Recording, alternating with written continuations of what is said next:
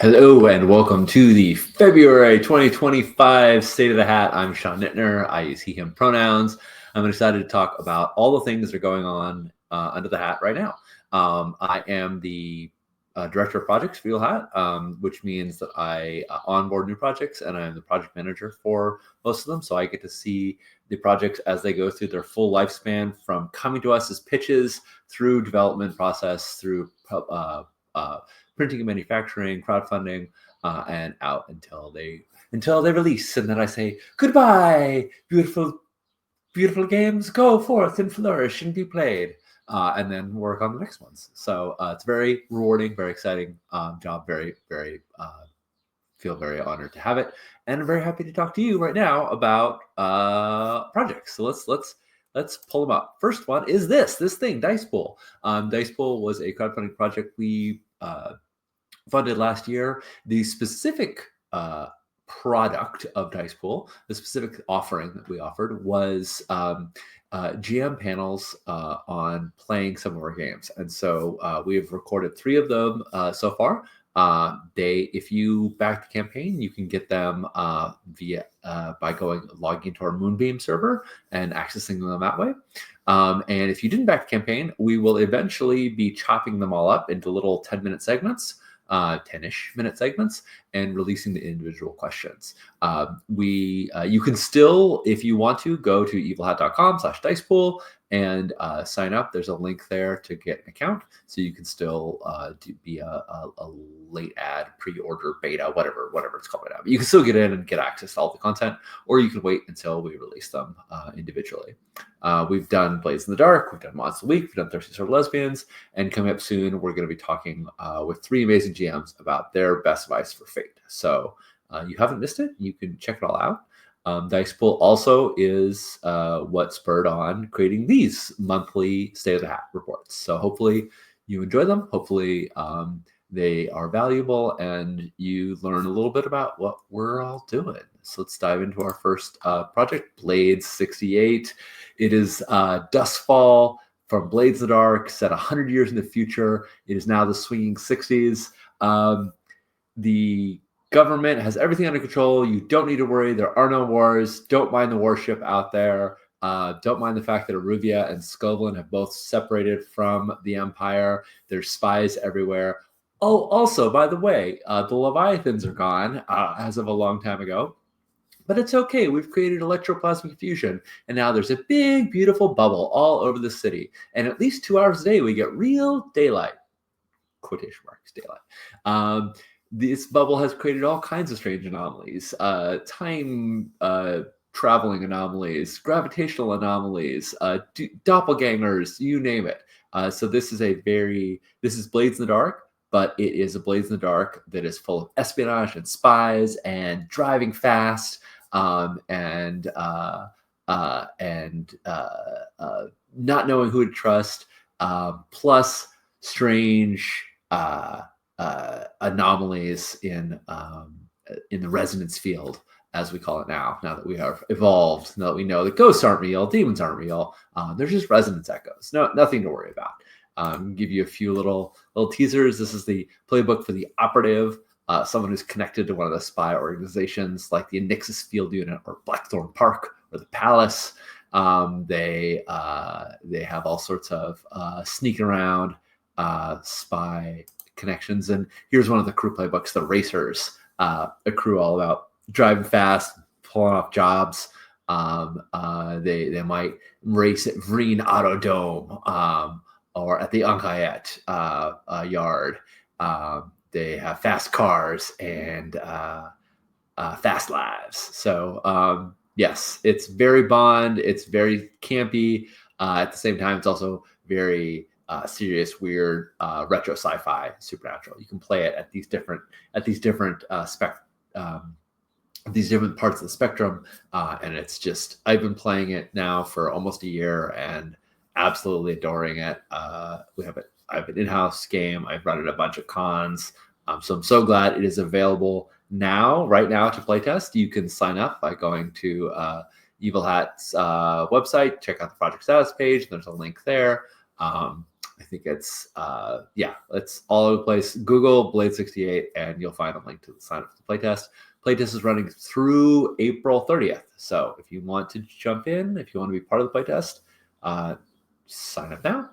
You too can be playing this amazing game. And by the way, Tim Dene, the creator of this game, who's been working with John Harper, creator of Blades in the Dark, is an absolute master. Even though this game is in playtest right now, it's over 300 pages. It's absolutely gorgeous. The layout, the design is amazing. There's a lot, of course, that we want to keep improving, but this game is in a really, really polished state already. So it's ready to play as it is. The Dagger Isles, another Blades in the Dark supplement. What do you know? The Dagger Isles by Pam Punzelin and many contributing authors.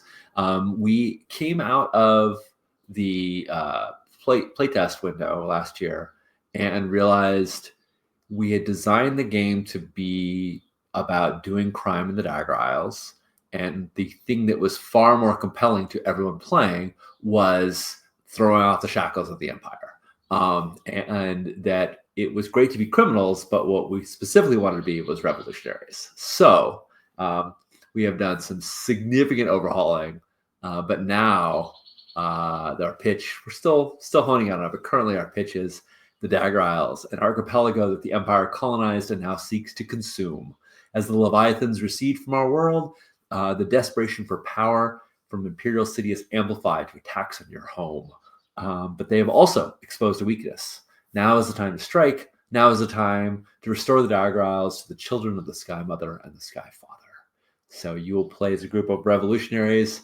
And because of that, one of the crew types, the Liberators, has actually been broken up into several crew types. So rather than being sort of a crew about liberation, which is now the focus of the game, we have the Cloudjaws, who are emissaries, envoys, scribes, and diplomats. They are the keepers of old stories, the creators of language, and records of debt and allegiances. We have the Gold Hands, named for their golden hands to protect them from handling the dead. They handle both helping the living deal with the dead in terms of exorcisms or protecting the living, but also they help the dead reach their goals and come to. They help to appease them and help them seek out what they could not accomplish in life. The Capitol are connected by blood and fealty to the god beasts of their land. Those god beasts are part of the land itself, and they offer great powers, but they have also been poisoned by the desecration that the Empire has done. And finally, the Night Riders, which was the original crew, but they're staying in. The sailors, explorers, and scouts, Night Riders, have traded a part of their soul to the Dewata in exchange for power over the natural world. Four very cool crews, all new playbooks, and as well as advice and rules for playing all the existing crew types, the assassins, the hawkers, the smugglers, bravos, the cult, etc. in the Dagger Isles. So much material here. I've been working with Pam, and every time she dives into the text, I see just amazing, beautiful creations. So very excited to be able to share that with folks soon. All right, we'll drift away from Blades for a moment to talk about Stewpot. Stewpot was released this month, February 10th. It is now available at your friendly local game store or online. If you are getting it through either Evil Hat website or on Drive-Thru RPG, we have some pretty cool bundles where we bundle together Stewpot, Tales from the Fantasy Tavern, which is a core book, Dice Dungeons and Delicacies, which was our supplement created by our stretch goal creators, as well as via the Drive-Thru. You can also get the Roll20 module as well. A ton of great stuff, all available now. So check it out either online or at your gaming store. Hunter's Journal and Slayer's Survival Kit are both art complete. They are both layout complete. They have been sent to the printer, which means we have a lot of waiting. There's a lot of us. There's a lot of us waiting for the prints to be done, which is going to take a couple months. So not much is going to be happening on the print side of it, but I can share a few cool things. One is that the creators, Luke, Michael, and Merrick, are working on the stretch goals as we speak, and we're sort of sharing those to the backers as they come out in various draft forms. So if you're a backer and you check the updates, we'll be dropping those as they have new versions to check out. And so the stretch goals are moving along. And we have prototypes of the Hunter coins that we're getting. So this is the Monster of the Week coin. On the front side, the lower one, that is when you're healthy, and you flip it over when you've been impaired and you take enough harm that you're impaired. You see the scratch marks and the cuts on it. Now, notice the shape of the coin because the other coins are going to fit lock in set with it. So the next one is the hold tokens. These hold tokens will go on the top and bottom. So if you have hold from various moves, you can track them, and they have two different sides. So if you have hold from two different moves, you can track them separately. And then finally, we have the +1 and -1 tokens, and those are going to go on the side. So if you have +1 forward or -1 forward, you'll have those tokens, and they all interlock and connect. It's going to be very, very, very cool. All right, Tomb Raider. Tomb Raider. The development of Tomb Raider is so unbelievably exciting. I meet with Ray and Josh Hiddy, one of the developers, once a week. We're now playing in yet another internal playtest game. I think this is my sixth game. It's very, very exciting. We're playtesting a new team type, the Mavericks. These are young, impetuous people with a lot to prove and a lot more confidence than they probably deserve. And we're also trying out Liam Stevens' Time. What is the name of the Time Tightly Spiraled adventure? It's set in Aotearoa, and we are going to see how we can play these sort of young hotshot YouTubers, the Danger Chasers. I don't think that shows up very well, but these are our characters, Fun, Dash, and Jason. We'll see how this YouTube channel, Danger Chasers, will do when it comes to coming to a living mountain and learning about the culture and engaging with it, and seeing where we are respectful and thoughtful and kind, and where we are arrogant and stupid and foolish, and what we learn in the process. So very excited to keep revising and playtesting this. We're sharing some updates with Crystal Dynamics pretty soon to get their sign off on things. And progress will continue throughout this year. This game is massive. There are a lot of adventures. There's so many moving parts. So we're just going to keep working on it to make the best Tomb Raider game that we possibly can. Umdaar, Planet of Swords, Super Science, and Sorcery. I think I mentioned this on the last update, but this text has had lots of post layout revisions, more than normally would have. And so we're going back through and recreating the original source text so that we can do another layout pass on it. And that's fantastic because we had Laura Turner, who has made several fake games and has done system development on even more fake games. We had Laura Turner come and give mechanical advice. We've had Amanda Valentine come in and give text advice. We've had Pam Punzlin, who was working on it originally, but she's come back on to do another editing pass. And so this game is another massive game. It's going to be a huge fate game. If you love Masters of Umdaar, you're going to love Umdaar, Planet of Swords, Super Science, and Sorcery even more. This is the real deal. There's so much in this game. So we're very excited to keep working on this. Abyssal. Oh, Abyssal is getting so close. Ash and Lara are finishing up the sort of the detailed expansion of all the moves, the sort of explanation for the content and the for way all the special abilities work. So you might see the special ability on the character sheet, but they are expanding and giving extra detail and background on those. While they're working on that one part of it, Jen Martin is editing the rest of the text. That editing is nearly complete. So once that's done, we'll edit the final character chapter and then put all that together. So very excited for that to be finished the editing next month, and then going to layout and crowdfunding soon. So very, very excited for Abyssal. We'll be also releasing some design diaries about Abyssal.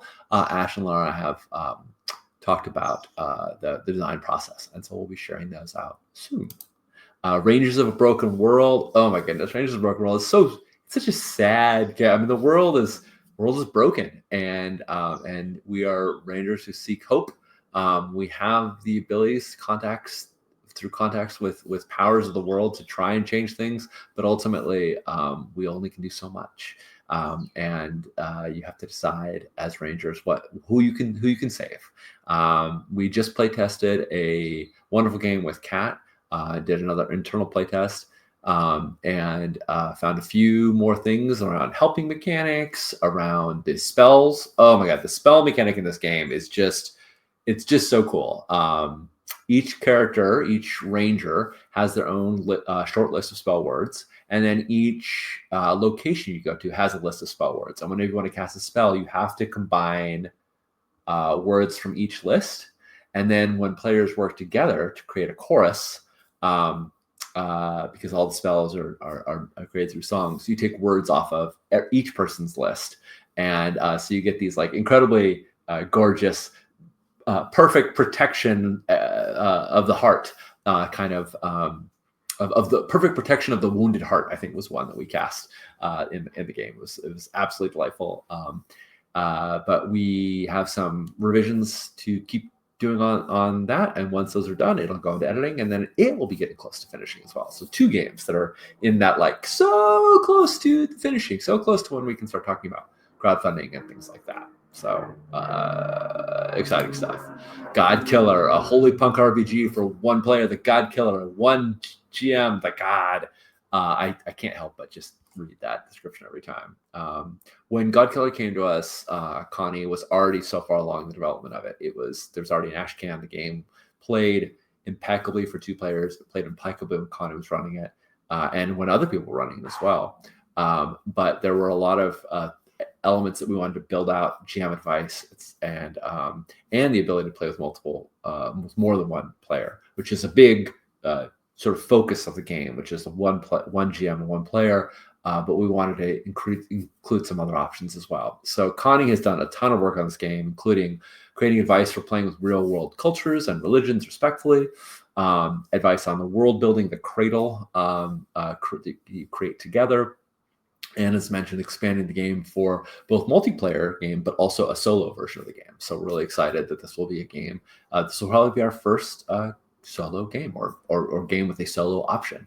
So that's pretty cool. Right now, Ray Najati, when not working on Tomb Raider, he's working on GODKILLER and doing system development feedback on this. And so Ray has been giving incredible feedback to Connie, and should be wrapping that all up in the next few days. And then Connie will go on revisions, and we'll continue the process of going back and forth with revisions. But the game is firmly in the development stages, and we're real excited to just keep giving updates on it, because it is such a good game. Especially, it's a very intimate game, and it's also a really good game for streaming. So if you are looking for the next game to play to stream, GODKILLER, highly recommend. Very good stuff. And what else do we have up on the roster? Chen Jiang, Tales from the Immortal Godship. So post playtest, there were some things that we've revised in the premise of the game, specifically around like the way debt is actually the absence of debt in a post-scarcity world. Why would you do gig jobs? And the answers are taking care of the immortal godship that you have been bestowed, and improving your own quality of life. Because while the basic needs are met, we want to live a little. We want to have a nice place. So we want to have good things. And so we've been revising the boons and curses economy, which was a real pivotal part of the game. The way the players and the godship itself, the way the characters and the godship itself helped and sometimes hinder one another. We've also revised the gig economy, refined that premise, and working on the advancement mechanics. So we're still doing a ton of work there. Very excited for Chen Jiang to keep moving along in development. As the Sun Forever Sets is in post playtest revisions right now. Riley is still working on it. As Sun Forever Sets is a Forged in the Dark game with a lot of very, very specific mechanics that push towards very specific gameplay. It is a hex crawler. It is a survival horror game. There's a lot going on, and so Riley's just working on fine-tuning it, working on working out any rough edges, making sure all the systems really feed into one another and that they're all very compatible. And so Riley keeps trucking and working along on that. And then finally, Project Perseus, our game of super spies in the 1980s. Perseus has had lots of post playtest revisions, and I keep checking in with Josh and John, and they've given me updates as they come along. As one city or one artifact or one operator keeps getting tinkered with and improved, and so that is still in development. All right, I think that is it for me for this month's update. Thanks so much, everybody, for checking this out. I hope that it was educational, informational, and it gave you some ideas about what's going on under the hat. I'll keep doing these every month until there's nothing to say, or until we realize that they've become redundant. But this is really fun for me.